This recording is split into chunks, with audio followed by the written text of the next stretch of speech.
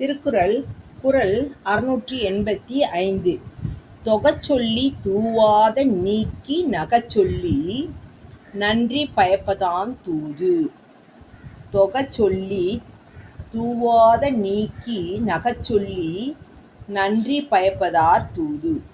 இந்த பாட்டுடைய விளக்கம் என்ன அப்படின்னா, பலவற்றை தொகுத்து சொல்லியும் அவற்றுள் பயனற்றவைகளை நீக்கியும், அதாவது பலதெல்லாம், அதாவது தூது போகிறவன் அந்த கடவுள் அரசனுக்கு சொல்கிறத பலவற்றை தொகுத்து சொல்லி அதில் பயனற்றவைகளை நீக்கிவிட்டு மகிழுமாறு சொல்லியும் தன் தலைவனுக்கு நன்மை உண்டாக்குகிறவன் தான் தூதன்.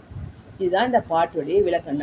அதாவது பயனற்றவைகளை நீக்கிவிட்டு நல்லதே சொல்லி நன்மை உண்டாக்குமாறு உண்டாக்குகிறவன் தான் தூதன். தொகச்சொல்லி தூவாத நீக்கி நகச்சொல்லி நன்றி பயப்பதான் தூது.